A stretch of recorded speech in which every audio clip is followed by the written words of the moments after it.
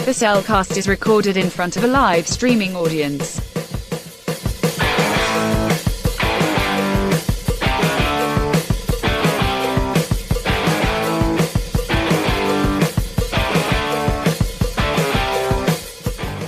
Hello and welcome to another episode of The Cellcast. Joining me today is a man who, even though he likes to lounge around a pool, doesn't like to get wet. Welcome, Jacob.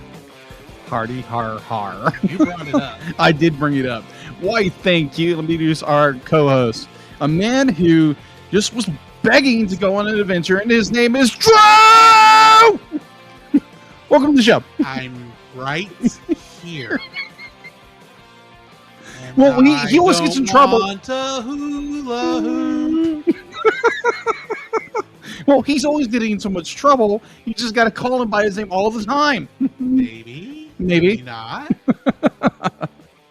All righty. How are you doing, Jacob? Man, I'm doing pretty good. It's interesting. Things are. I don't want to go into. Want to go too details about things going on, but it's like I think things are pretty good. If things go right, I'll let you guys know of what's going on. But this is more personal stuff for me. But I will let you guys know in the future. Either way. This is stuff I'm already aware of, right? Maybe. That doesn't help me any. No. Anyway, I'll let you know after broadcast. It's nothing bad. Don't get me wrong. It's nothing bad. It's actually really good. On this final season of the Cellcast. Okay. Anyway, all right. Anyway, How are you doing, Drew? I'm doing all right. It's been an interesting week. I apparently do not have skills at the bowling I thought I did, because I barely broke 70. But hey, that was a fun. That was game. Fun. Oh my gosh, that was fun. I just apparently, in my defense, they didn't have a bowling ball in my weight in my finger size. Sure. Which I think is a problem we all have. Yes, we I did. think there was one ball that was actually right for everybody, and it was it was somebody else's. Yeah. But anyway. Very true. Getting into the trivia for this week's episode. There are two songs in the Chipmunks adventure that were written by the creator of Alvin and the Chipmunks. What are they? Huh. I'm absolutely drawing a blank. What are they? Witch Doctor, which technically predates. That is true. It does. It Alvin does. and the Chipmunks. And Come On to My House, which is not a song I actually know, but Missy sings Missy. Yeah, Missy. Yeah. Missy sings both of these songs in the movie. Okay, gotcha. So yeah, that Josh Adams, our normal guy who's usually here, but for some reason isn't tonight. He mentioned he's busy. He could be busy. Yeah, he mentioned come on my house. That's how he literally put it, and he did mention I'll follow the rules and only put one of the answers this time. Because he did cheat last time by putting both. And then Heather Morgan actually did put both, saying "Come On to My House" and "Witch Doctor." So would that be considered a tie? There are points being allocated, maybe. I may have not kept up with these things. I'll admit. All right. It's all for fun anyway. Anyway, I'll leave another trivia question at the end of this week's episode to answer next week when we announce next week's review. But in the meantime, Jacob, what have you been watching? Oh, dude, I've been watching a lot. Let's go through. All right, so getting into things I've been watching. I just finished the next Netflix documentary Challenger, The Final Mission, which is about the space shuttle Challenger, which blew up just after launch, and that was heartbreaking to watch. It was absolutely heartbreaking. It's on Netflix. If you have Netflix, you can go watch it. There again, get ready to get some tissues out. It's very moving. I've watched also on Netflix. I'm a documentary nut. I love documentary, its history, anything. I love getting into it. This one I didn't know about. Downfall, the case against Boeing, as in, the Boeing company, Boeing 747. Right. Well, Boeing designed the Boeing 747 MAX, which is it's not one of the biggest crafts, but it was their newest ones, and apparently 2 of them crashed, and Boeing literally covered up everything, and literally got away with it. They paid a bunch of money, and yeah, the plane is still flying. They made corrections, obviously, but it's just like, whoa, okay. So yeah, really good documentary if you want to watch something that is just like, what the heck was that? It's a good documentary. All right, so another one is I watched this last week. It's on Hulu, and oddly enough, it's not complete on Hulu. It's called Gundam Origins. It's an origins of the original Mobile Suit Gundam. I was about to say that's not a documentary. That's a TV show. That's a TV series, anime TV series. Really well done. There again, I don't know a whole lot about the original Gundam series. I know somebody who can let you know everything you could possibly want to know. A friend of ours. Okay. Which one? Chase.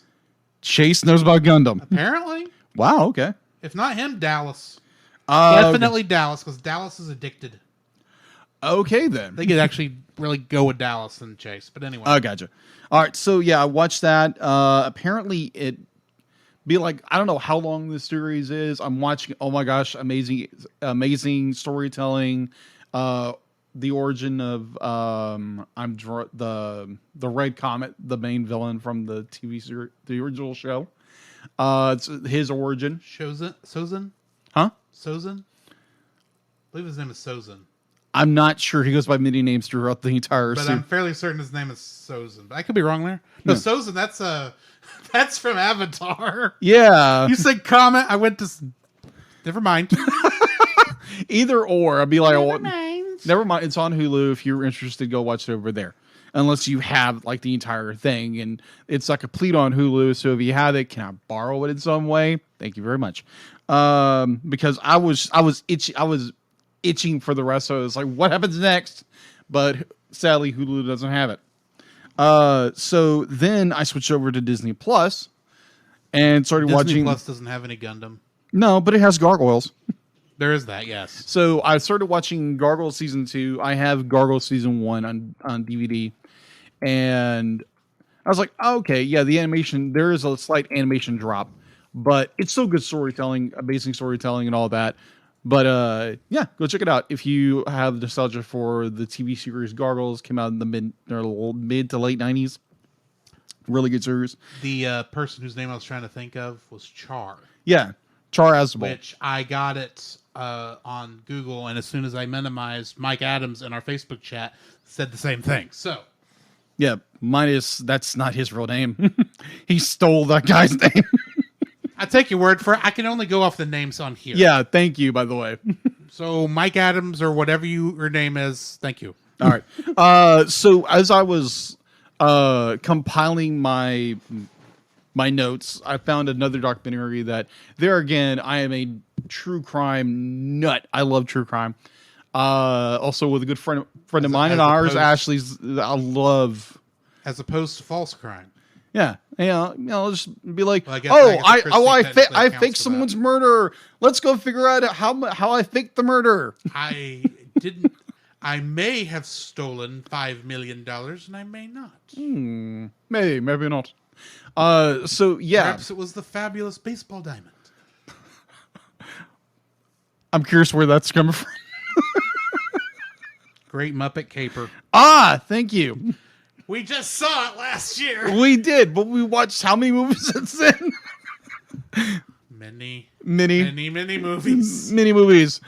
But yeah, so I started watching this series on Netflix called Catching Killers. Watch the first episode. Can you guess who the first episode is all about? If you're not a true crime, O.J. Simpson. No, BTK. Burger the King. No, BTK, Bind, Torture, Kill, also known as Dennis Rader. I would like to go on record. I've never heard of this, so I could not have guessed. Oh, jeez. Because I'm not a true crime nut. Okay, gotcha. So my true crime aficionados out there, you know who I'm talking about. And oh my gosh, That was like, okay, let's knock this one in the park with like not one of the worst ones, but pretty close. I could have gone with Big the Cat too, and it would have been funnier. Wow. Except that cat is spelled with a C. But let's move on. Yes. Okay. So yes, I believe that is all I've been watching. So what have you been watching, Drew? What have I been watching? A lot of stuff. Which I've now drawn a complete blank on. Dun, Now dun, that I've dun. said that out loud. I guess really, the only thing I really got a chance to watch was right before you came over, because I started watching Batman the movie again.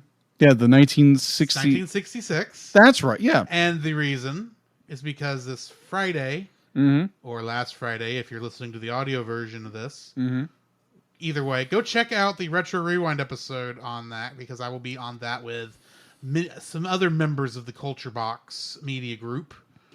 I'm not sure exactly who yet, because I haven't really looked at who the message was sent to. I got you. But a couple of us are going to be on there. It's going to be a wild episode. That sounds like it. I will be most likely You'll be at a concert, I'll be at a probably. concert in a nearby town. Yes. I was going to make a joke about, part of what you need to start a fire. But anyway.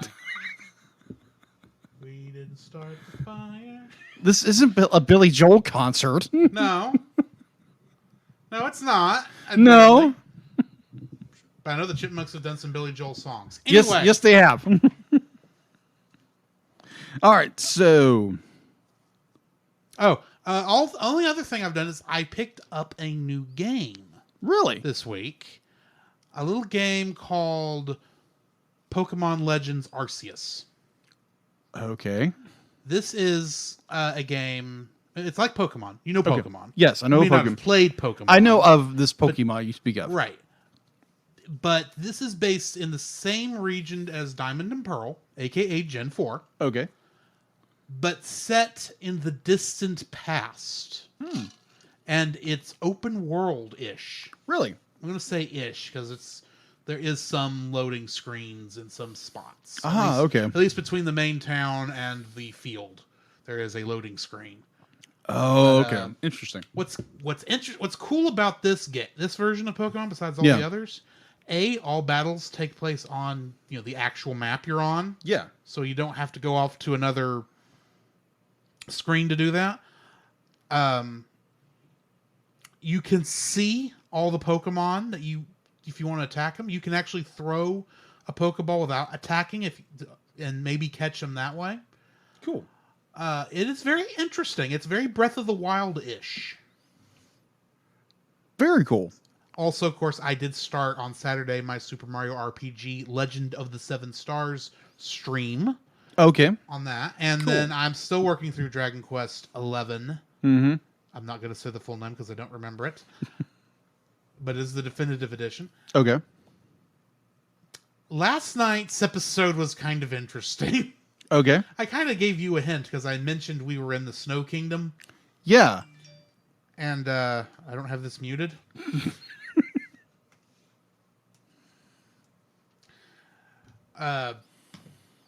And this was when I delivered the copy of the movie for you to watch. Yes. And I had mentioned that it was you had mentioned it was like, oh, is this like going to be like Frozen? I said, well, I was kind of hoping, considering there's a witch involved, literally name dropped a witch. I assumed it might be like Narnia. You were closer than I was. Really? This place is Arendelle when you get right down to it. It's just enough different that it isn't. Yeah. But you do deal with a girl who reminds me a lot of Anna, who is the queen of Sniffleheim, and she's going up against a witch who has control of ice powers. Oh, okay. And that one, well, I don't want to spoil anything for anyone who hasn't played Dragon Quest 11 but wants to. But that was a thing. Interesting. It was actually a very fun set of levels. At one point, we're trying to seal the witch. Doesn't really tell you anything. Of course, we got to try and seal the witch at some point. Kind of put her down. And they're reading off the spell. And the last word, the guy starts to read it. He says, "How do you pronounce this word? I wonder how you pronounce this word." He goes, I know what it was. It is hexacalifragilisticexpialidocious. Okay, then. You know, just one couple letters off of supercalifragilisticexpialidocious. Yeah. Diddly. Okay. This is like, and I laughed my butt off in that stream. Of course, I did have some other issues with the stream last night, but we still went live, had a good time. Join us for that when those come. But yeah. All right. That's pretty much what I've been watching and playing. Oh, cool. I did forget one thing. I've been listening to a new podcast that Drew mentioned, I think last week. Last week. Power Rangers, the audio drama. How far are you in that? I finished season 1. I'm about halfway through what has been recorded for season 2. And season 1 I absolutely enjoyed tremendously. I love how they ended it.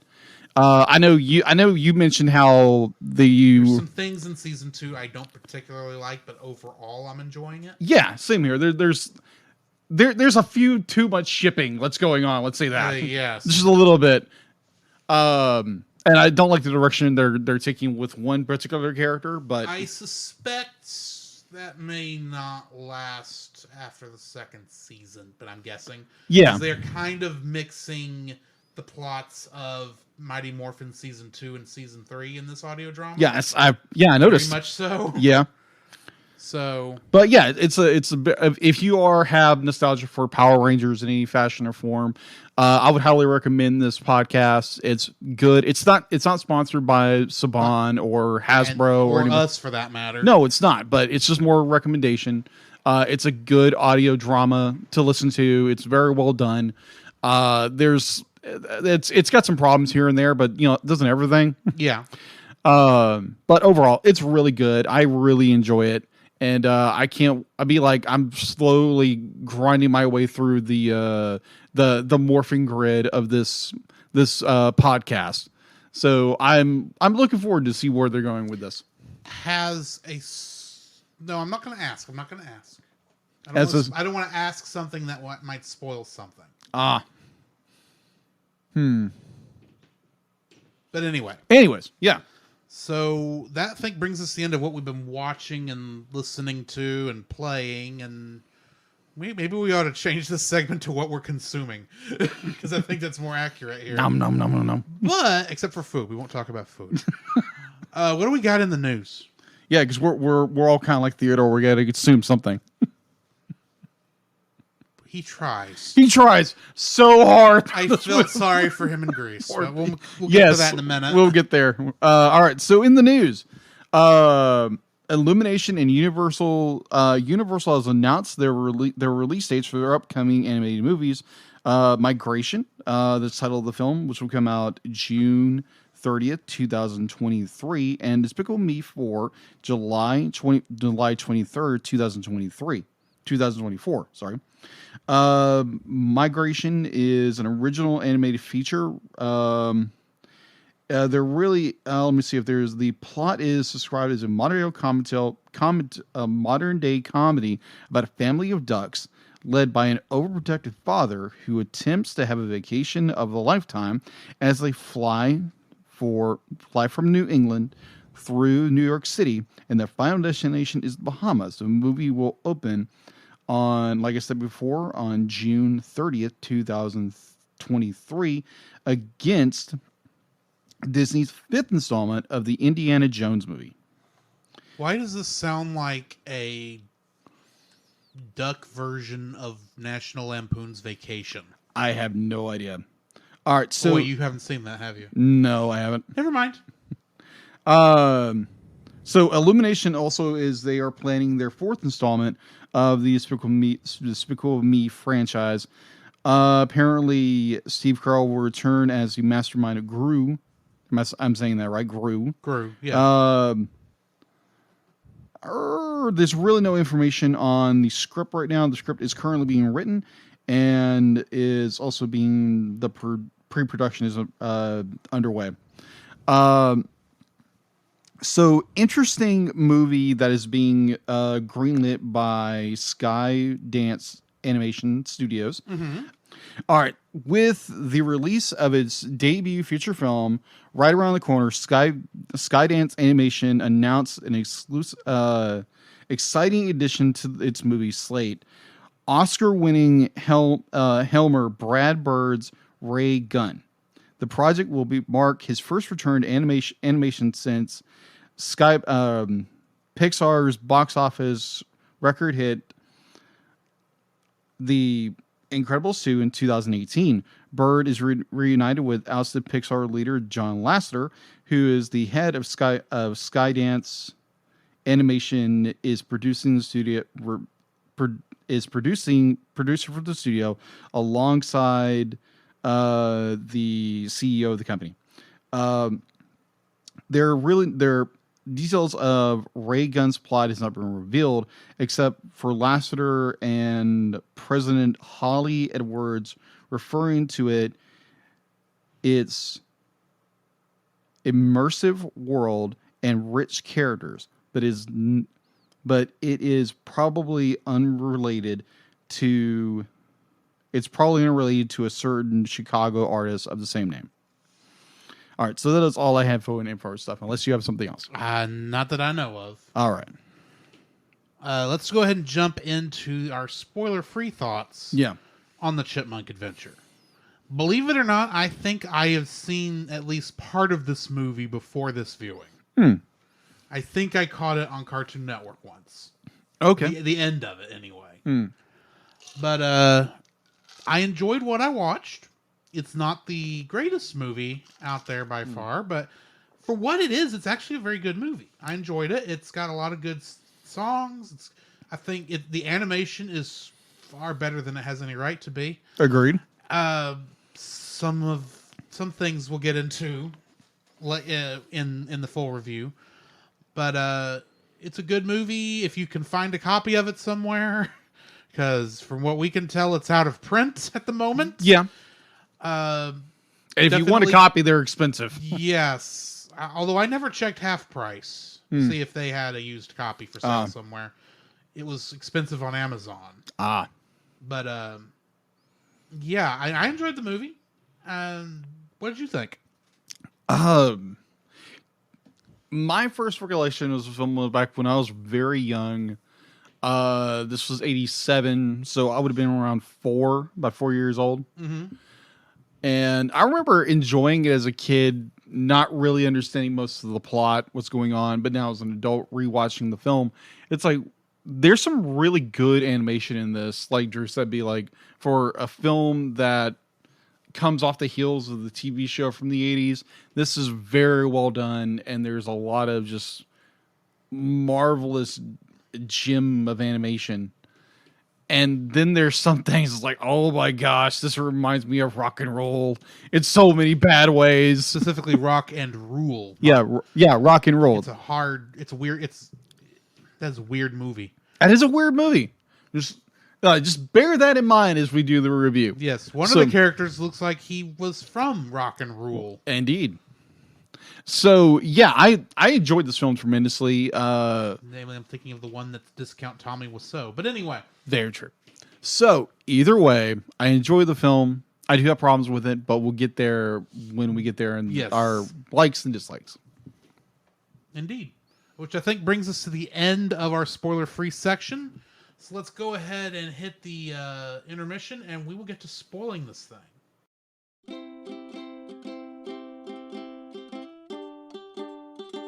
Don't forget that you can download? Don't forget that you can... Don't forget that you can listen to us record the podcast live every Tuesday over on our Facebook page, The Cellcast, our Twitch channel, The Cellcast Gaming, and on YouTube at Cellcast. Also, don't forget to join our Patreon if you would like to support us monetarily. At $1, you'll get our everlasting thanks. At our $5 tier, you can get some artwork from Jacob. And on our $10 tier, you can get bloopers for every episode we've released that I've remembered to release them for. And you can get commentaries from different movies. So come check us out over there if you would like to support us financially.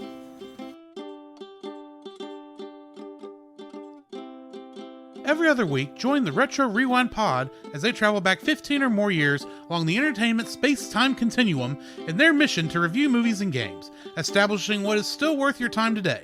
Expect fun banter and trivial insights from Francisco and Paul, the Master Interrupter Powers, and rotating guest hosts who are all out of time.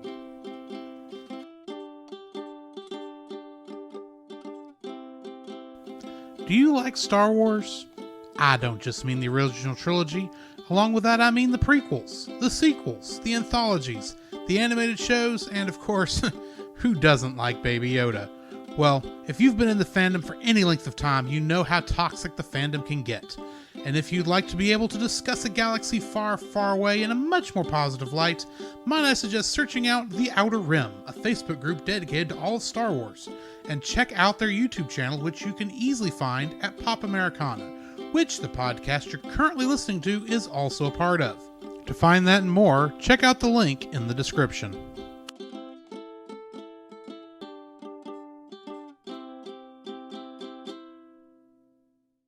The following is a spoiler-filled review Bum, bum, bum, for bum. the Chipmunk Adventure. If Bum, you bum, don't bum, want bum, to be bum, spoiled bum, right now, bum, then turn bum, us bum, off bum, and come bum, back bum, after bum, you have bum, watched bum, the bum, movie. bum. I may have had a little too much fun. Just a making little that. bit. Bravo. Bravo. That was good. That was so good. The Chipmunk Adventure was, well, first off, I need to point out that the Chipmunk Adventure's writer and director are both like most of the main cast. Yeah. So Ross Bagdasarian Jr. was the writer. He voices Dave, Alvin, and Simon in the movie. Mm-hmm.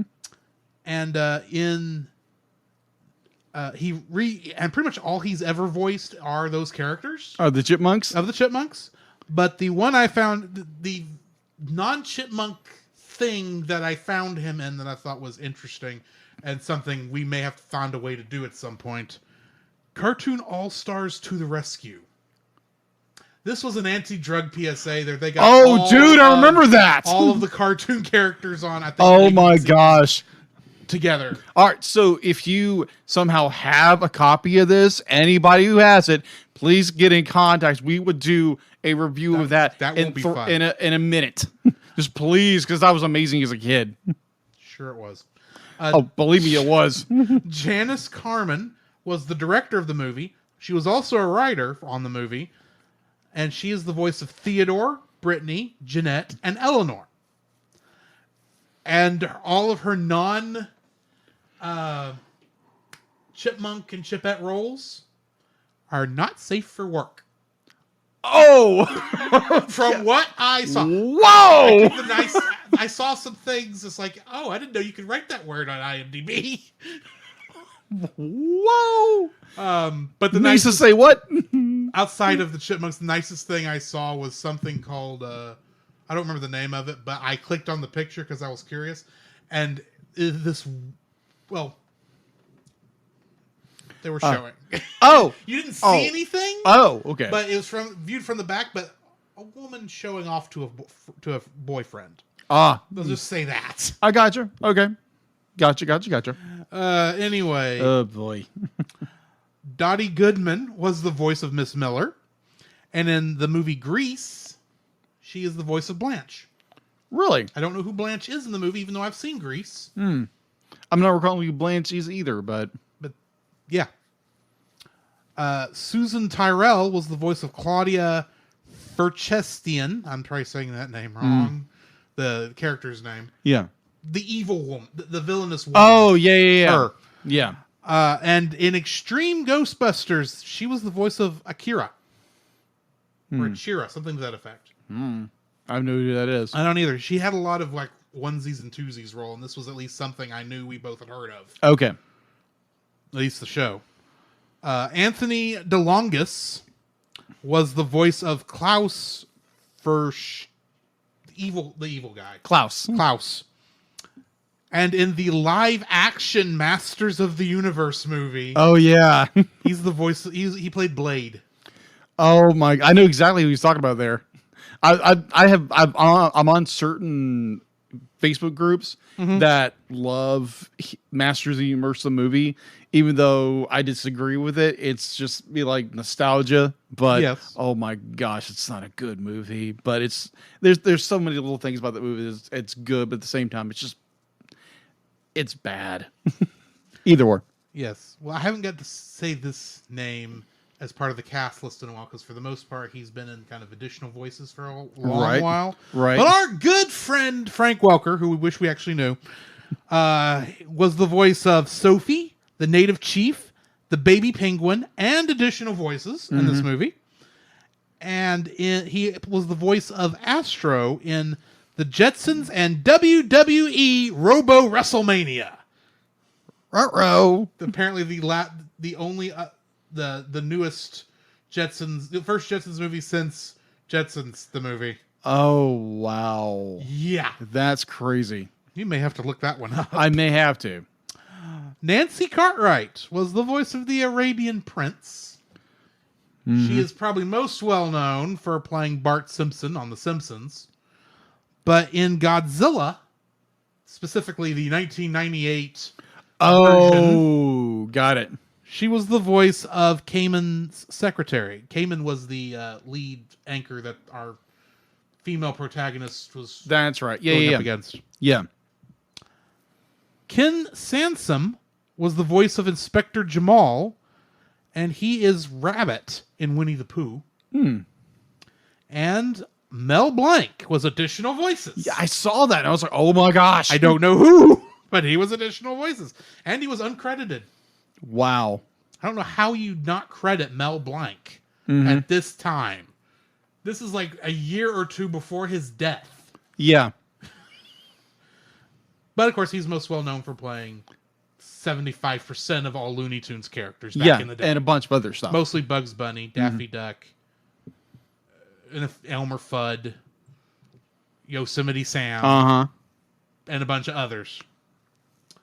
Which brings us to our Kingdom Hearts connections, which are Frank Welker, who played Experiment 221 Sparky in Kingdom Hearts Birth by Sleep, the Stitch level. Yeah.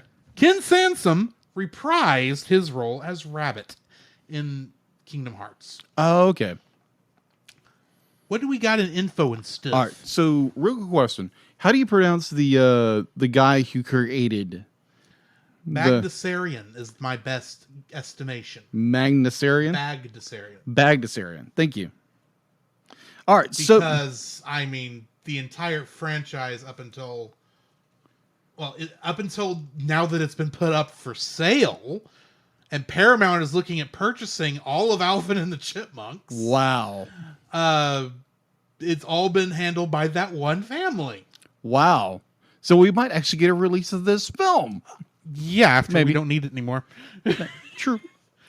All right. So info stuff on IMDb. It has a score of 7.2 out of 10. It was produced by Bagdasarian. I hope I'm pronouncing that right. Bagdasarian. Bagdasarian I don't even know Productions. if I'm pronouncing it right, but Yeah, go on with that. Bagdasarian Productions. Distributed by Samuel Golden Company. It was released on May 22nd, 1987. Its box office.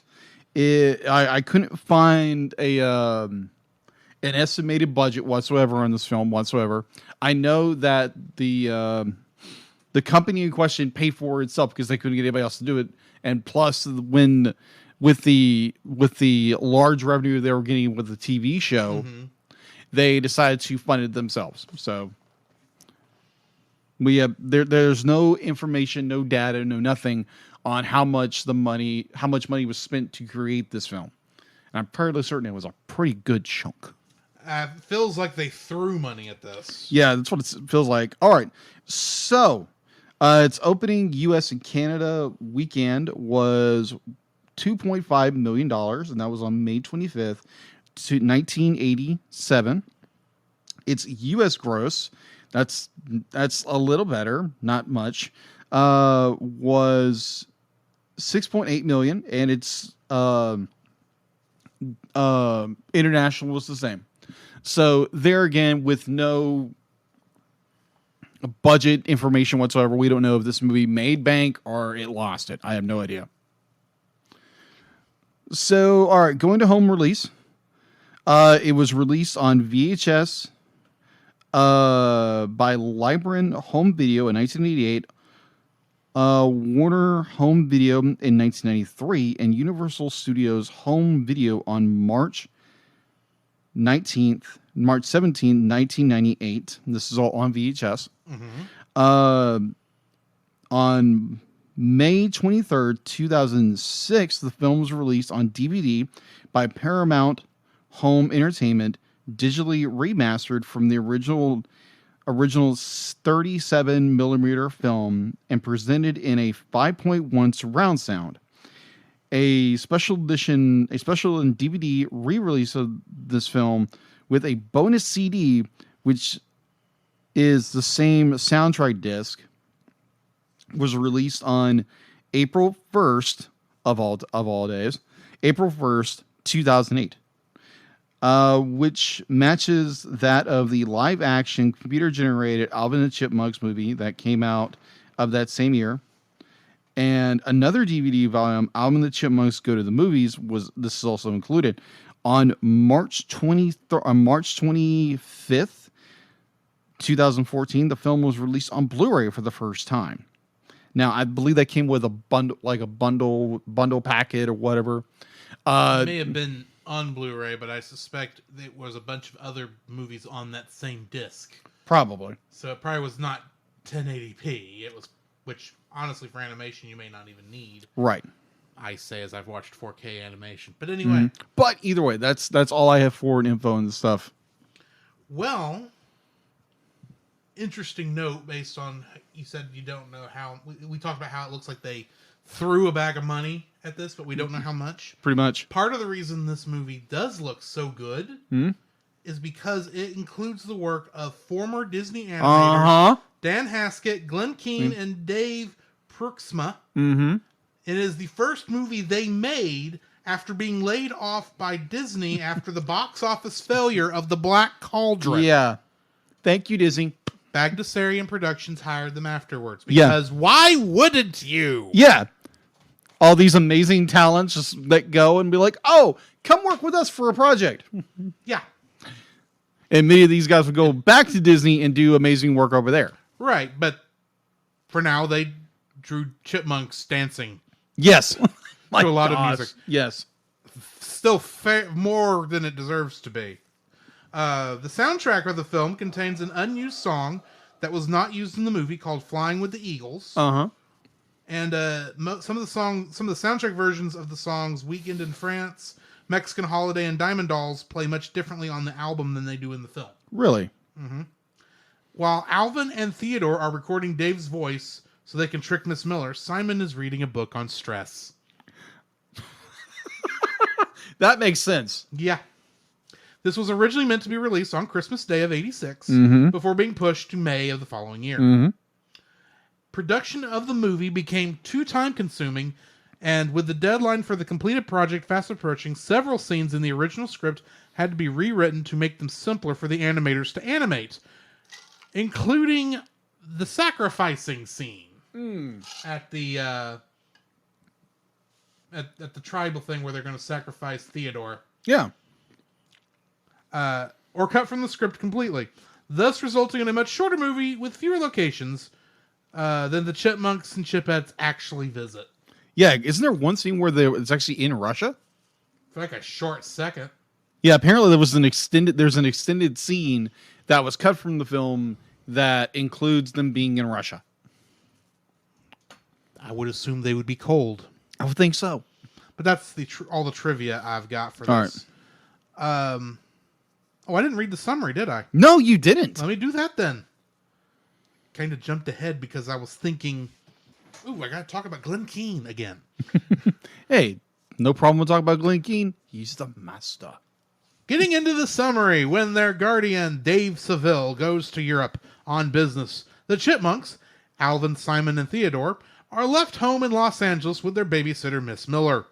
Later, the Chipmunks and the Chipettes, Brittany, Jeanette, and Eleanor, play the arcade game Around the World in 30 Days, and Alvin and Brittany argue over which would win an actual race around the world. They are overheard by international diamond smuggling siblings, Claudia and Klaus, who have $5 million worth of diamonds to distribute to buyers, but no couriers who are unknown to their nemesis, Jamal. Claudia tricks the children into being unwitting mules, offering to arrange a real race around the world between the Chipmunks and the Chipettes for a $100,000 prize. To participate, Alvin records a phone call to Dave and edits it to trick Miss Miller into believing that Dave wants the Chipmunks to meet him in Europe. The two teams set off by hot air balloon, each given a different route and 12 dolls made in their likeness, which they are to exchange at designated locations for dolls in the likenesses of the other team to confirm they visited the locations. Unbeknownst to them, their dolls are filled with diamonds, and those they are receiving contain cash. The siblings' butler, Mario, is secretly an informant for Jamal, who dispatches two of his men to acquire the dolls. The Chipmunks' first stop is in Mexico City, where they join in a fiesta. In Bermuda, the Chipettes scuba dive to make their first exchange, and Brittany is almost eaten by a shark. That would have been a short movie. Yeah. The teams continue their journeys, exchanging their dolls in various countries along the way. Jamal's men tail them, but fail to get the dolls due to various mishaps. The teams cross paths in Athens, where they try to outperform one another in musical numbers at the Acropolis, and are almost spotted by Dave. Frustrated by his men's failures, Jamal enlists the aid of a young sheik who has his mercenaries capture the Chipettes in Giza. Rather than turn them over to Jamal, the prince desires instead to marry Brittany and gifts her a baby penguin. The girls perform a song to charm the Cobras, guarding their dolls, escape in their balloon, and detour to Antarctica to return the baby penguin to its family. Learning that they have deviated from their route, Claudia sends her thugs after them. The girls escape but discover the diamonds and cash inside the dolls, realize they have been deceived, and set out to find the boys. Meanwhile, the Chipmunks take a shortcut through a jungle, where they are captured by a native tribe who named Theodore their Prince of Plenty, and force Alvin and Simon to be his slaves. Then they soon learn that they are to be sacrificed by being dropped into a pit of crocodiles. By performing the song Woolly Bully to entertain the natives, they stall their execution and are rescued by the Chipettes. Claudia discovers Mario passing information to Jamal, who is revealed to be an Interpol inspector. The children land at Los Angeles International Airport at the same time as Dave's returning flight and are chased by the siblings, who get them to surrender by falsely saying that they have kidnapped Miss Miller. Dave sees them being taken away in the siblings' car and joins Jamal in pursuit. Miss Miller is absentmindedly driving the wrong way on a one-way street on her way to pick up Dave, and accidentally runs the siblings off the road. They are arrested by Jamal, and the children are reunited with Dave. Alvin and Brittany argue over who won the race, much to the adults' frustration. Surprise, surprise to no one. My first like for this movie? Yeah. The animation. Oh, absolutely. Is entirely too good for what this movie is. Indeed. That sounds like I'm being mean and saying this movie didn't deserve good animation. No. The movie deserves every movie deserves the best animation that can be given to it, in my opinion. But for what this is not what I expect. I expect, something along the lines of a really high budget Saturday morning cartoon. This is a Disney movie starring chipmunks. That are not Chip and Dale. Very true. It also was animated by former Disney employees. Yeah, and it shows. It does. There is some spots in here. It's like, that animation is far too smooth for what I'm used to seeing on this. Indeed. So, yeah, my first like on this is how good the animation is for something that anybody else would have just quickly put out and then not paid attention to. Agreed. Hasbro. Oh man, I completely agree with you. My first like is the stunning animation. There's so many like different scenes with just how they captured the motion and everything. It's just absolutely incredible. You have like it's a movie that, like Drew said, has what you think would be like, it's like, oh, this is gonna be like maybe a low tier, like a maybe like they put a little more money into. I'm expecting something along the lines of Transformers the movie and G.I. Joe the movie. Oh. Because, I mean, those, while they are good, high-quality animations for what they are, they're Saturday morning cartoon quality. Yeah, agreed. This is not. This is feature-length animation Disney quality. Oh, agreed. Completely agreed. This is the kind of thing Don Bluth will be putting out like very not long after this. Yeah. But actually around the exact same And time. what Disney was putting out around this time. Yeah, just This is that high quality. top tier which animation. is absolutely ridiculous Agreed. for a movie about chipmunks Monks going around the world in going air around the balloons. world in 30 days and singing Exactly. rock and roll songs, Monks. half of which you can't understand because of the squeaky voices. Exactly. So, yes, absolutely incredible animation. That you have incredible artists like Glenn Keane who are behind this. And everybody knows I love Glenn Keane. I love his yeah, he draws in the Disney style, but Right. man, he's so good. Can I mention again, I love Glenn Keane's art. Let's just saying. Either or the fact that he designed, Tangle to be like, yeah, just saying. Either or. Can't you tell I love Tangled? No. You think? But absolutely in love the animation in this movie. It's fantastic. It's top tier. There are some like, oh my gosh, you got things a little too accurate in this. More on that later. More on that later. But my first like is the stunning and incredible animation for this film. What's your second like? My second like is the music video sequences. Oh. And there's multiple ones throughout the whole thing. A lot of that does come to the top-notch animation we just talked about. Oh, yeah. But, I mean, so many of these, it's like you kind of are getting into Oh, what's yeah. going. Mm-hmm. So many, even Disney movies, I don't quite get into the music sequences like as much as I was getting into this. Yeah. Now, granted, we're talking rock and roll songs. Yeah. And of the 80s and 70s, which is like when rock and roll was at its peak, in my opinion. Yeah, in some cases, yes. Yeah, this is when a lot of the good songs were being made. I'm not saying there weren't good songs made after this, but this is like when, or even before that. this is, well, yeah, you know what I mean. Yeah.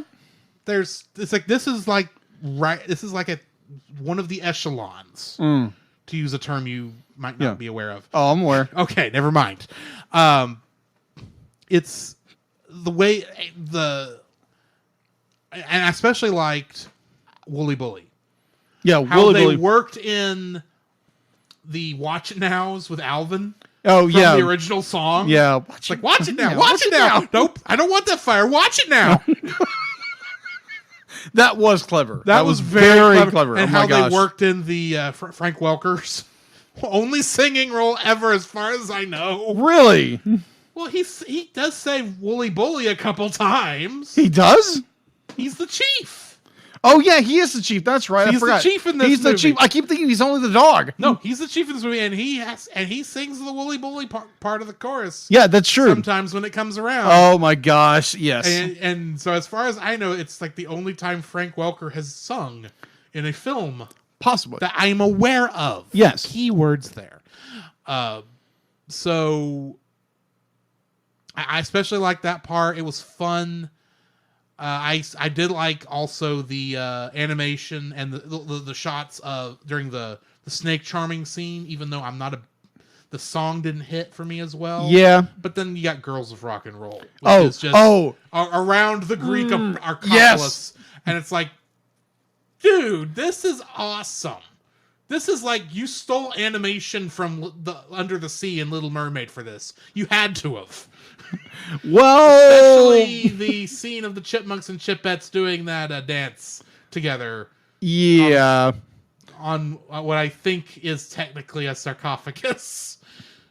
A Maybe. table of some sort. Well, that seemed you when you're talking about like the idea of using the Little Mermaid or something like that. I think of the scene where the Chipettes are in underwater and they get chased by the shark. I thought of that too. Yeah. I thought of that too. Now, granted, Little Mermaid was in production at that time. Right. And I'm just that was just the first. I just know there is a shot during Under the Sea where they do that kind of ballroom style dance maneuver that they do in the middle of that song. True. That is I know, so true. I know it's at a different angle, so Yeah. it's not the same animation, obviously. But Right. It's what it reminded me of. I gotcha. So yeah, that's my second like. Okay. What's yours? My second like, you did hit on it, it's one of the scene that I remember so clearly as a child is the Girls of Rock and Roll scene in Athens. It's like, oh my gosh, look at this. Like animation, just French kiss. Oh my gosh, amazing. Just like the dance moves, the whole bit. Granted, this is the 80s, so it's gonna be 80s galore. It's gonna be like, pop and whatever. And just like awesome rock melodies, the whole what? Just the way it's like pop. It's like, what the crap are you saying? I have no idea. I don't think that's English. But Art thou speaking in tongues? Maybe. Okay. Maybe I'm speaking in Bow Wow. I don't know. Moving on. Rough. Yes, it has been very rough. It's been very rough. So yeah, this entire dance move is incredible. There again, I have very fond memories of this scene. Just like, wow. The animation again. French kiss. Amazing. Chef's kiss. I'm sorry. French. I don't know. What did I say? French kiss. I meant chef. But the French kiss is when you stick your Yeah. tongue in the Hush. I know what that is. You're doing the whole like it tastes good. Yes, it tastes good. Yeah. Never mind. Either or. Absolutely. I love this scene to death. The choreography with the Chipettes and the Chipmunks are absolutely stunning, and I just enjoy the scene for what it is. And Alvin being in Athens at the exact same time, and he's like this far from Dave. Dave discovering it, but he's just one step behind them.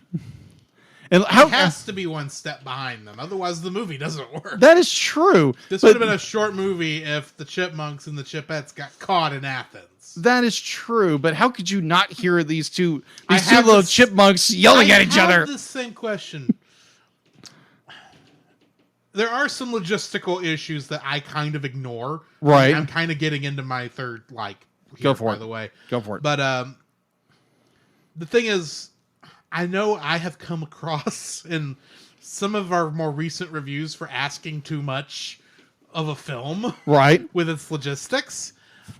This is one of the, and I think part of that is because some of the stuff I have had high expectations for what it was doing or what it was. Yeah, I'm going to be honest. Going into this movie, my expectations were very low. Okay. So low enough that it would not have been hard to meet and break exceed my expectations. Yeah. That being said, the fact that this is a rock and roll tour movie. Pretty much. This is a 80s rock, let's say that. Yes, and it's kind of along the lines of the old I don't remember who was in those, but the road to Morocco movie. Like way back in the day. Okay. Like super old, where there is a musical where they sing along with it, but things that would be most of the logistics are kind of thrown out the window to make room for the fact that we need to get from point A to B to C without much worry. Still be funny and still have songs to go along with it. And that's kind of what this is. Mm-hmm. I could talk about the logistics of two major rock and roll supergroups, which is kind of how I remember it being in the show, going on a trip around the world and it never showing up on the news for Miss Miller or Dave to catch. Yeah. Or anybody else for that matter. Agreed. Especially since every time they get somewhere, they do a dance party. That is true. And I could complain about that, except I kind of don't care in this one. Because it's a road trip rock and roll movie. Agreed. It's not meant to be taken this seriously. No, You're it's just not. supposed to go with it. And for anyone who's saying, yeah, how does that work into some of the other stuff you did? Like I said, I had high expectations for what it was doing and what it was attempting to do, and it didn't meet them. Sure. This didn't have to fight much. And it did very well with what it was supposed to be doing. Mm-hmm. And the minute I realized this is a road trip movie and I don't really need to be thinking too hard about it, Mm-hmm. it's because it's not really trying to do a whole lot other than have high-pitched singing occur at random locations while they travel around the world to do things they couldn't do in the cartoon. Yeah. So the Saturday morning cartoon, that's the entire point of this.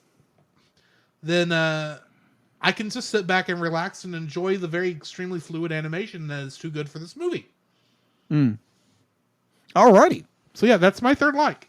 Okay, so going in my third like is more the.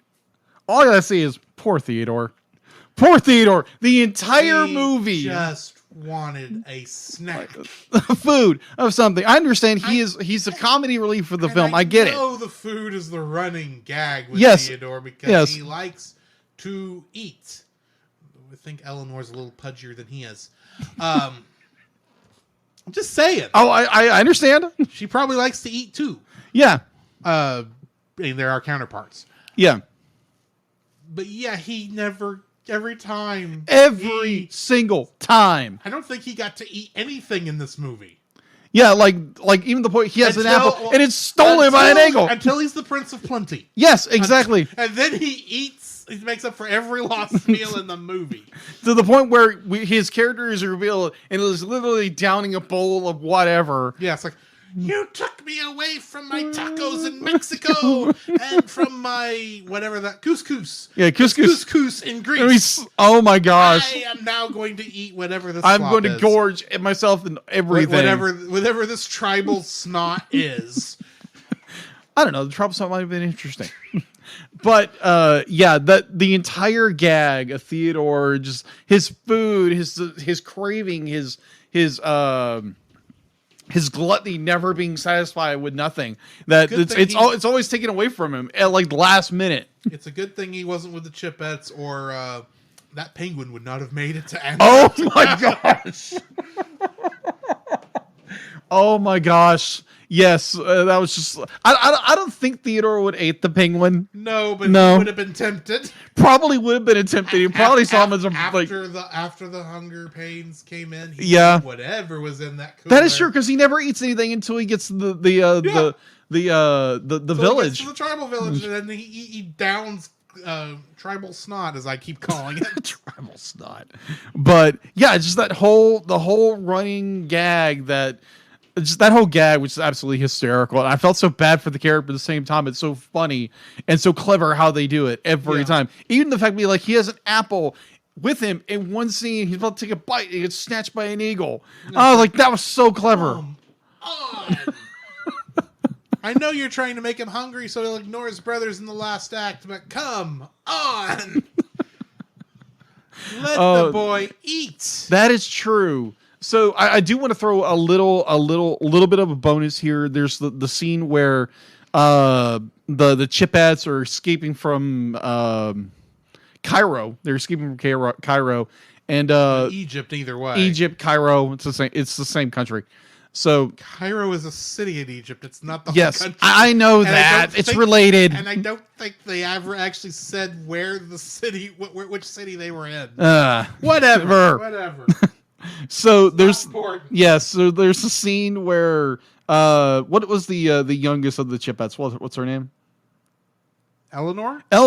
So Eleanor has stowed away the little penguin, and Brittany just doesn't care. It's like, oh my gosh, we gotta get here and here and here. And the fact to be like this little penguin like breaks the very selfish, very self-centered Alvin's counterpart. It's like, okay, Brittany. Her name is Brittany.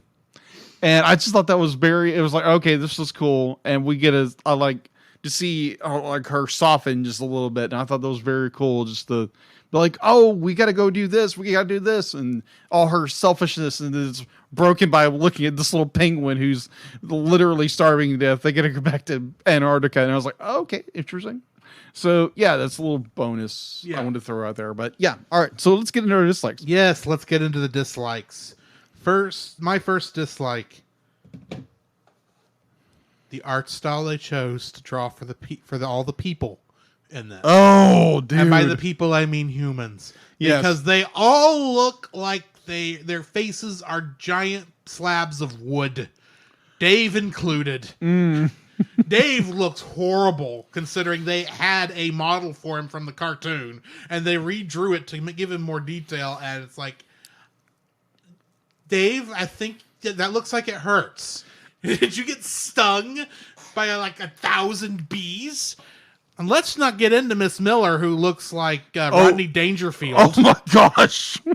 Okay, you should have seen when like the first time we got a glimpse of this, because we were like me almost 30 years later. Yes. So we're watching the video with no audio, and we're literally making we could have had a riff track of this. It's like, what the heck's going on? It was so amazing. So yeah, I just wanted to hear up and say that was funny. Oh man, but then you get to the siblings, as I kept calling them, because I can't pronounce their last name. Oh gosh, yeah. Now the woman is all right Yeah. for the most part. She's overdrawn like everybody, like all the other humans in this movie. Yeah, but she's for the most part all right. Klaus, on the other hand, oh gosh, that scene in the pool where he's laughing and the only thing that's moving is his shoulders. So Larry's going, oh, oh, oh, oh, oh, oh, oh. I was like, what the crap is wrong with you? Do you have a itch on your back that you're trying to scratch? you just gotta pull a balloon. Apparently on a rubber raft. That's gonna be popped by a dog Very soon, yes. Yes. And I mentioned it earlier, but this guy looks weird. Yeah. This guy is like the most weirdly drawn character. We both mentioned that he looks like the main villain in Rock and Roll. Yes. But the thing is, he also looks like Tommy Wiseau from The Room. Oh my! And if you are a child, do not watch that movie. Oh my gosh, no! If I've never watched it. Don't watch it. It's bad. It's bad. You kind of wonder if he's an alien from another planet. Oh my gosh! And I don't mean the character; I mean the actor. Yeah, he's not an elf. He's just a bad actor. He's got. I know it's Eastern European, which is kind of what they were going for here, because they're obviously European bad guys. This is still around. This is still before the Berlin Wall fell. Right. So, I mean, communists are still kind of your unanimous bad guys, which Eastern European, that would work, because they're obviously not Russian. No. But they are kind of Eastern European. Enriched Eastern European, so they betrayed their country.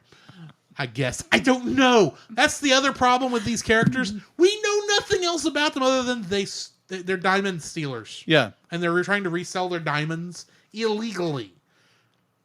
And apparently they do have enough money that they can fund a worldwide adventure. 2 worldwide adventures and all of the logistics that it would require to get the dolls where they were going. Yeah. So they could be switched out, including shutting down the Cluck and Taco. The Cluck and Taco. The Cluck and Taco, and having a sombrero mechanical thing where you drop your Theodore doll in and out pops an Eleanor. It's like, couldn't you have handled this switch off a little better? Yeah. Without, because here's my mind. Okay. Here's my mind here. You are trying to get the money for these diamonds and deliver product. Take out the illegal parts of what they're doing. You are trying to deliver a product to a customer and then receive payment. You already are having to do it without, just standing in front of each other because of reasons. Why on earth are you spending so much more money to get 2 teams of chipmunks, chipmunk rock stars, I might add. That is true. And hot air balloons that can somehow travel all the way around the world. Bear in mind, chipmunks these chipmunks do not know how to operate. They made that very clear in the movie. And helium balloons can't stay up that long. And you shut down a restaurant that most probably may not be making too much money because it was in Mexico and looked like it was a Tex-Mex restaurant. Probably not making as much money as they would have liked. But you still put up this little sombrero mech thing that is probably not part of the original design of this restaurant. I don't get it. Yeah. Why would you do this? It's weird. This is not efficient business. Granted, I should ignore this and let it go because it doesn't matter. Okay. But it's just like, that's just a weird. I'm not even counting that as against the film because it's kind of funny to think about. But the looks and designs of our villains and the rest of the humans just make me go, y'all could have simplified this and it would have looked better. I know y'all were throwing money at this because you wanted to produce something good. Mm-hmm. And you still were kind of sort of stuck on your design for Dave, even though you redrew Dave. And I'm assuming Miss Miller, too, would have been in the comic, would have been in the show. Because, I mean, she is the Chipette's guardian. Yeah. Which raises another question, but not right now. I'll just go ahead and ask it. Why was it the Chipmunks had to convince Miss Miller to let them not leave? the Chipettes. But the Chipettes never had to talk to her. And the only reason I know, it being a very long time since I watched the TV show, like very long time, like Power Rangers was on when I was starting when I last watched the Chipmunks cartoon. Right. I don't remember. I did not remember who owned. I say owned. Who was the guardian of the Chipettes. So this Rodney Dangerfield knockoff. Oh my thing. Gosh. I did not realize until I was It's a female character. Let's say that. It is a female character, but it looks like Rodney Dangerfield. Gosh. It's that bad. Why didn't they have to talk? Why did the Chipettes never talk to Miss Miller, despite the fact she's their guardian? I don't. Does Miss Miller know that the Chipettes are going on a trip without her? So here's another one. Does Miss Miller? Mind, I don't count this against the film. It's just a question. I have. Yeah. So that kind of makes a good point. Does Miss Miller trust the Chipettes to go on this grand adventure without her permission? Which would be weird because there again, you're Brittany and Brittany's a hothead. Plus, while they are chipmunks, they are all chipmunks. Yeah. It's always been kind of the way they've been. The Chipmunks and the Chipettes are always personified. They are a child rock group. Yeah, meaning they're probably the oldest one of the group is probably no older than 12. I'm guessing. Yeah, approximately maturity level wise. And I'm thinking that's Simon. Maybe also. What's the female Simon's name? Jeanette. Those are obviously the two smartest ones. I'm guessing they're also the oldest. Possibly, yeah. So these are still children. Yes, they are children. I don't care how famous you are. You don't let children go off on their own like this around the world in a hot air balloon that was mysteriously given to them by two extremely rich people. One of them that laughs by raising his shoulders up and down. You just don't do that. I don't care how stupid Miss Miller is. Oh my gosh. So I just did a very quick Google search between the ages of 8 and 9 years old. My point exactly. Yeah. So these are little kids. Yes. Now, granted, that's the part where your suspension of disbelief pops in, and in the middle of the movie, I didn't notice it. So, I'm moving on. Your first dislike. My first dislike, now granted, mine is a little bit of a rant. It's a kind of... and mine thing wasn't. Yeah, mine is a little more... It doesn't hit home for me, but it's a personal pet peeve that I think they have in the animation industry. They've improved, and definitely the movie industry, they definitely have improved. And I'm referring to the one song which really bothered me listening to, and these two characters singing the song, talking to snakes. Yeah, the Chipette singing "Get Lucky" to a bunch of snakes. The fact I am going to point out that this is not necessarily the animation industry's problem. this was the type of songs they were choosing for the Chipmunks and the Chipettes to sing at the time. Oh yeah, I looked up what songs that they've produced for this stuff. Yeah. For like for the albums. Yeah. There's a lot of stuff that's like children should not be singing this song. Exactly. So it's this idea that you're They have Alvin singing "I've Got Friends in Low Places." Really? Yes. Oh, I'm sure the lyrics are slightly changed because this happened all the time. Right. But it's like, okay. Well, technically, Friends of This is about a bar, but Same difference. same difference. Agreed. But it's this idea that like you're putting children, you're making children or having children sing more adult songs that are way beyond their age level.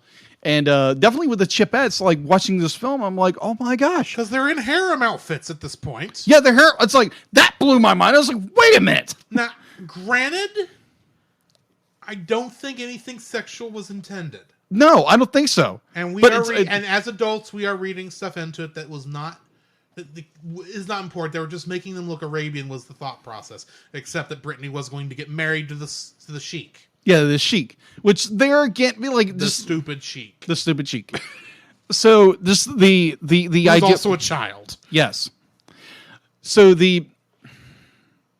my rant would be is like having children sing songs that are more adult, that have lured connotations that are way beyond their age level, and the idea that most of the time the girls, like when they crash in the balloon, all their clothing are shredded.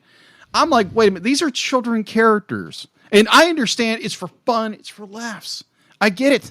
Yes. But at the same time, it'd be like, this is like, why would you do that to a character that's 8 or 9 years old? And the thing is, if they were human, Yeah. they would not have done this. They would have done that. But here's the other problem. When we both talked about this, the design for both the Chipmunks and the Chipettes, Yeah. we only know them as Chipmunks because they're called Chipmunks. Yeah. They are very human looking. Yeah. Yeah, they're very much human. Like, And, well, and they have a little a chipmunk style nose. yeah. But I mean, anything else, it's like, oh, that's just a cute drawing of a nose. Yeah. They look human. I mean, all the other versions of these characters, they don't have this human-esque quality to them. They're still very chipmunk-esque. Yeah. Chipmunky, for lack of a better term. Chipmunky. Okay. Chipmunk-esque. Chipmunk-esque. This is the most human-looking of the designs. Right. But it's just, to And me... it's really bad, and it's really human on the Chipettes. Yeah, very. They just look like little girls. Little girls with little noses and maybe some ears. That's about it. But just... Not even that much because of the long hair. That is true. It is very disturbing. It's very disturbing to watch. And it's just more like, okay, so you're putting these children in more not sexual situations, and it's just but they are singing songs about getting lucky, getting hooked up. Yeah, getting hooked up. It's like to tame snakes, which is very disturbing to watch. Now, granted, the animation in that sequence I think is very good. Oh yeah, don't get me wrong, the animation's great. And I personally think there must have been a different song planned for it because most of the animation does not time in with the music very well. Yeah. So maybe there was a last minute change of a song choice. Possibly. And so it's something that kind of fit what they were, fit the snake charming thing, but maybe I don't know. I am guessing here. Yeah. But yeah, that song is an odd choice for what is essentially little children to sing. I don't care who they are. Yeah, it's just to me it's just like the I guess you would call it exploitation in a way of young innocent characters of the female persuasion, and it's disturbing beyond belief. And I'm hoping that, well, I know they've gone past this in the industry at large, but it's just like, really?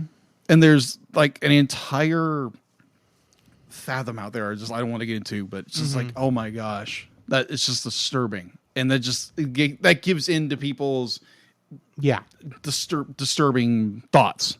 So yeah, that's just gives me the willies just thinking about it. Just that to me, it's just like that entire scene, and there's just the almost that it bothered me beyond belief. Right. So I wanted to go in a little bit of a rant on that. And yeah, just say how disturbed I was. Be like, animation, great. Movie, great. But some of those scenes where it's the Chipettes and they're put in situations, I'm like, what are you doing? Either way, ran over. You're starting to repeat yourself. I know. I was trying to wrap up my thought. I know. All right. So my second dislike, the opening theme song for this movie. Okay. Here's the thing. That theme song does fit kind of an around the world in 80 days sort of motif. I would expect this in like something along the lines of Atlantis, Lost Empire, because that kind of how it starts off in kind of this university-like setting kind of fits that, this highly cultured thing before the adventure starts. Here's the problem. Yeah. Stuff like Atlantis is not a rock and roll musical. No. Sung by two rock groups that have multiple songs that you could easily pull from. This is supposed to be getting you hyped up for the adventure. And it makes me want to go to sleep. Because it's just this do-do-do-do-do-do, do-do-do-do-do-do. I'm thinking, this sounds like the beginning of a Disney movie. And not in a good way. Right.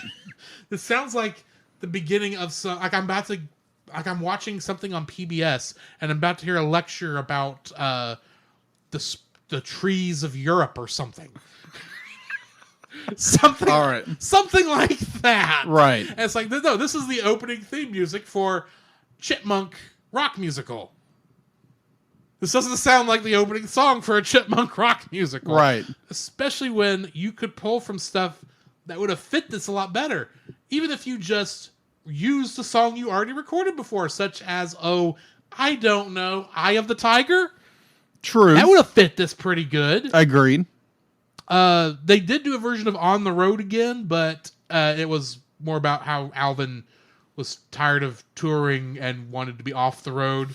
He didn't want to get on the road again. He just wanted to stay home and play baseball with his friends. That makes sense. I follow that, but it's like that wouldn't have fit the opening of this anyway either. But I mean, there's so many songs they could have pulled from. Yeah. That would have led into that would be giving you interested in the movie, and instead it's like do do do do do do do do do do do do. I'm thinking, okay, this is an interesting song choice. Yeah.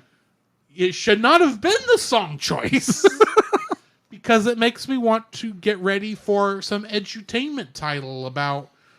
Well, okay, I take it back. I can see this as the beginning of an edutainment song on an edutainment software like... not Carmen Sandiego, because Carmen Sandiego was awesome. Yeah. But some Encyclopedia Britannica Windows 95 CD. Right. It's like, it's that dull. For... The Chipmunk Adventure, which is around the world in 80 days style story that's got diamond thieves and trying to stay away from sharks that are going to eat you and having to charm snakes so they don't also poison you and bite you. Yes.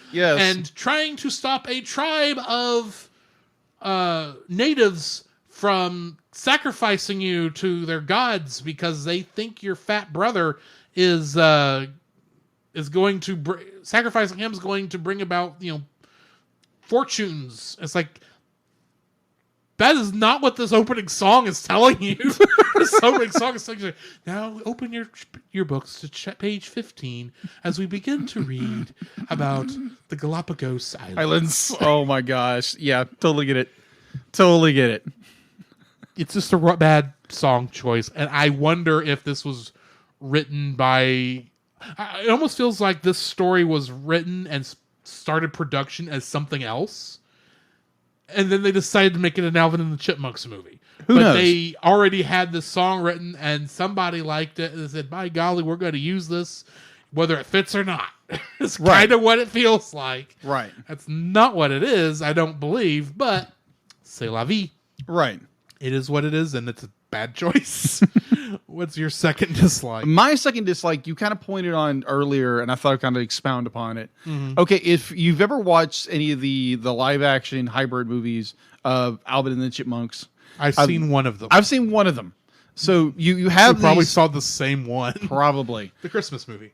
no, actually the first one, the first That is live the Christmas movie. The one where where Dave discovers them and they sing the Christmas song. You know, Christmas. Yeah, that's right. Okay, yeah, that's time right. is here. Yeah. Time for Yes. Yeah, don't listen to that song slowed down to where the chipmunks have human voices because then Dave sounds like a demon. All right. So the notion that these are big megastars that people know them worldwide, and like even in the cartoon, it was the exact same thing. Yes. So you brought up the point that there's no paparazzi. There's no. I understand they had. No, there. I understand they had a restricted budget of some kind. We don't know Right. what, but there's not even a notion that anybody's noticing these world famous chipmunks and chipettes are going around the world doing little pop rock numbers all over the world trying to find these dolls, what have you, and there's no inclination about what's going on around the world that people are interested in what they're doing. But it's so And if there was, you could have had Dave involved more because you could make a series of running jokes how he keeps missing seeing either his boys or Miss Miller's girls on TV. yeah, exactly. You could have had a running gag. You don't have a running gag. No. Well, you have part of one because that kind of is what's going on in Athens with Dave Yeah. for a hot second, and then it's ignored. Right. At the same time, it's my only assumption would be is that ever since they had restrictions, and possibly it was a part of the plot, but they had to constrict it down and simplify the story, like I said before, to help it easier for the animators to draw.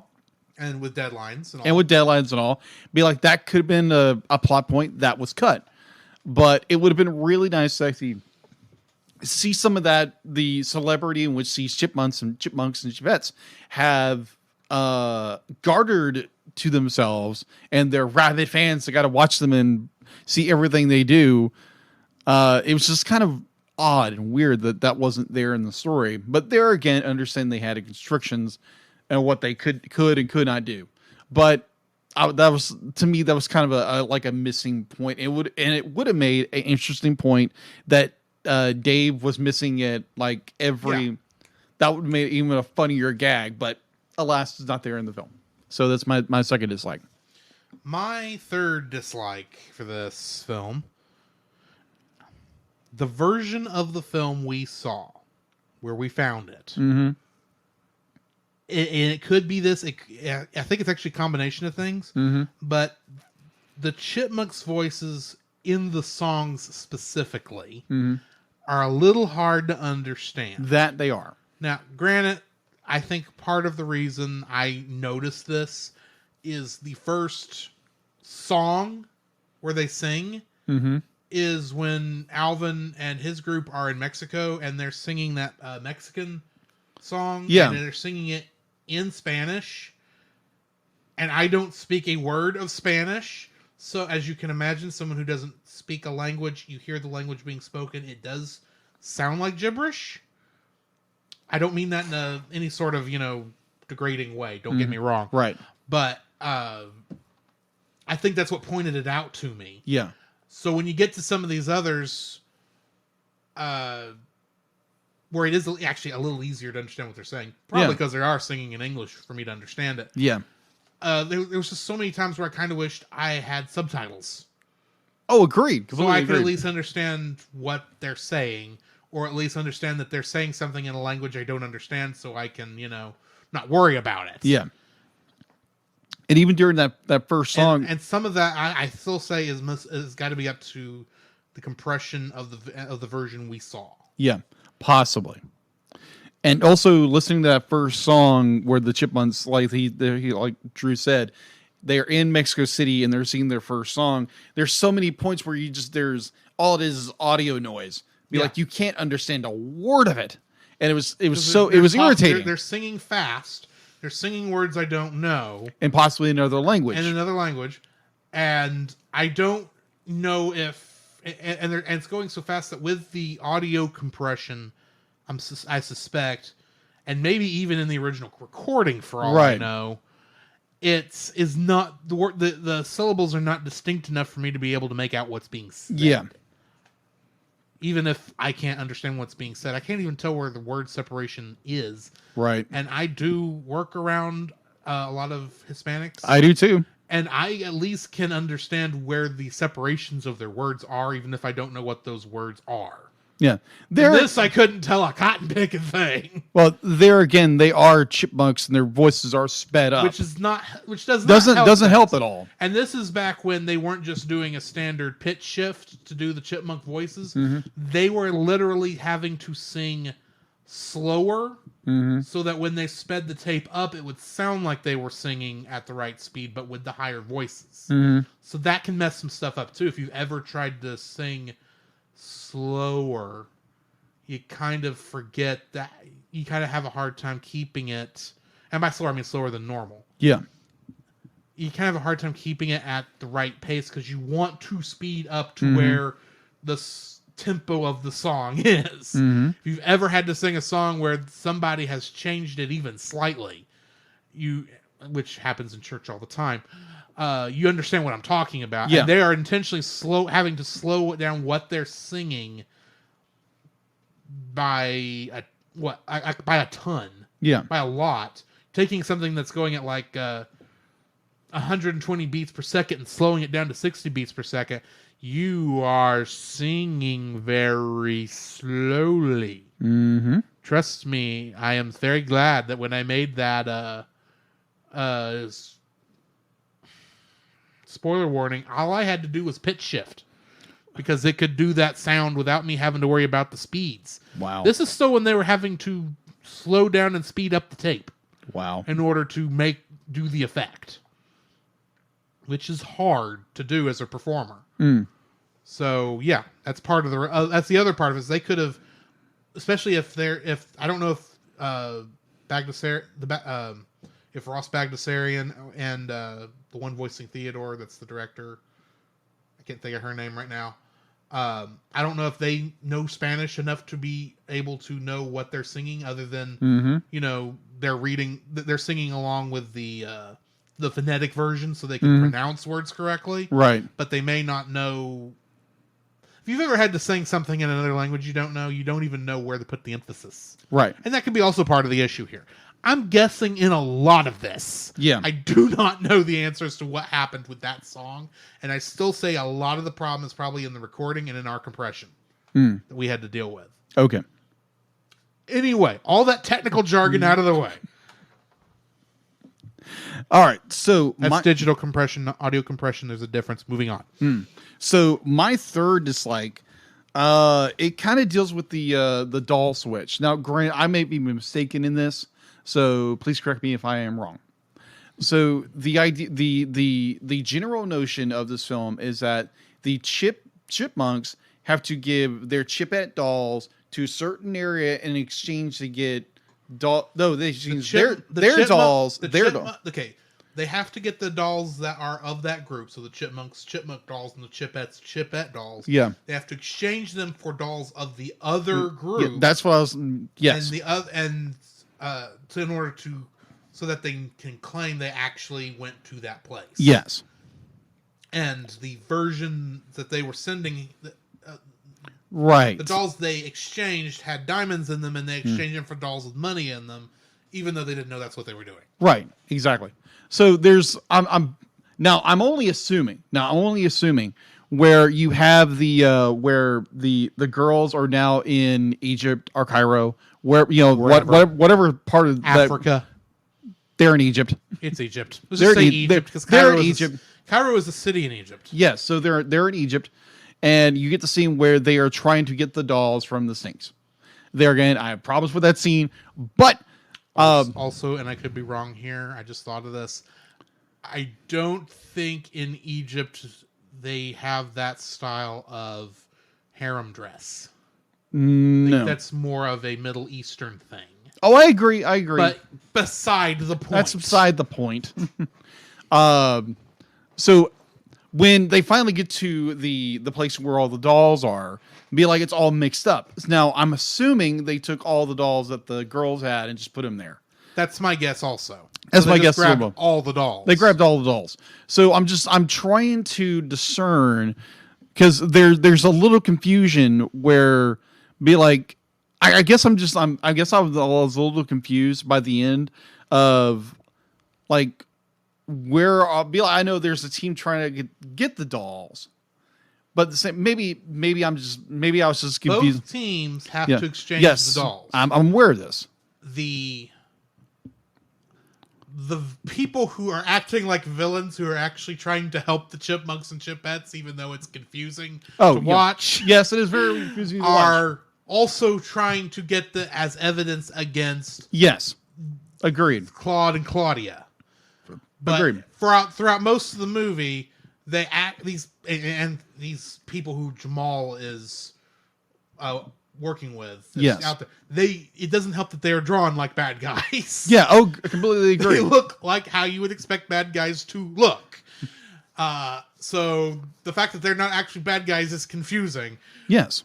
because they act like bad guys throughout the whole thing, because they're looking like they're trying to stop the Chipmunks and the Chipettes from making the exchanges, because they are. Yes. Because the Chipmunks and the Chipettes don't know they're involved in an illegal diamond smuggling ring. Yours. Yes. So there are parts of the film where there's a little confusion if you're like, yeah, I'm paying attention. But at the same time, it's like, okay, are these guys working for her or work for them or work for who? Like, who's working for who? At some point, I think even the people who made this movie were confused. Yeah. As to who was Thank working you. for I'm who. not the only one who's confused, apparently. Anyway. Yeah, either way. So that was my little predicament in this film. It's like, okay, so who's working for who? And be like, it's just trying to balance that of the game of cat and mouse, like who's really working for who's working for who's working for Interpol, This is reminding me of a country song. Still you wonder who's cheating, who's being true, and who don't even care anymore. That would be me. I do not care anymore. Anyway, are you ready to rate this film? Yes, let's rate it. What are you rating this film, Jacob? Man, I'm rating this a 7. I'd be like, I enjoyed this movie tremendously. I have a huge nostalgia for it. I do have little problems here and there. There's a little confusion, like who's working for who, or as Drew said earlier, who's cheating who. Exactly. But either way, Anyway. So I enjoyed the movie tremendously. It's got a good plot, even though sometimes it's a little confusing here and there. Overall, I enjoy it. It's a blast to watch. It's definitely when you get the girls rock and roll or the boys rock and roll, whatever you want to call that song. I thoroughly enjoy it. There's so many great scenes. And Wooly Bully. And Those Wooly are the Bully. two best songs in this thing. In my opinion. And Drew's opinion. But overall, I thoroughly enjoyed this film and I would highly recommend it. Good luck trying to buy it if you want to buy it on Amazon. Yes, because the movie is currently out of print. Yeah, it's like you can buy it on Amazon if you're a Prime member. Might be able to find a used copy somewhere. You could probably buy it for about $99. That's the DVD. Now, if I you still haven't checked half price, so maybe you may have some luck there. Who knows? and Amazon, they're running for like $40-$50. Yeah, and then I think that's for the VHS. No, that's the Blu-ray. Oh, I didn't see the Blu-ray when I was Yeah. looking. But anyway, Either way, so what did you rank it? I'm giving this a 7.5. Okay. And that extra bump is the animation, because even with the scene you had a problem with, the animation in that scene, Oh, the yeah, animation in all gorgeous. the scenes is absolutely gorgeous, which is absolutely ridiculous for what should have been, by all expectations and all assumptions, a Saturday morning cartoon made for TV movie. Agreed. It's a good... the animation is excellent. The music is good. I feel like I should rate it more, but then I remember Mrs. Miller. For Miss Miller. The character designers did her dirty on this one. But yeah, that's where I'm going to rate it. It's a 7.5. All right. Which means we need to introduce or talk about our movie for next week. Yes. It is going to be a movie that's very special to me. a movie I loved as a kid, and it is a Don Bluth movie. Yes, it is. That would be Rockadoodle. This is one of my favorites, guys.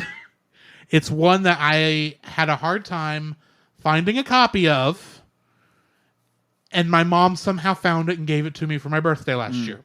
So we're doing it this year. And this is a movie I have not seen before. Right. So our trivia question for this movie for next week: Rockadoodle is the only Don Bluth movie to contain what? Good question. I have no idea. Find out next week if you don't already know. I will post that in the Facebook page so you can answer there.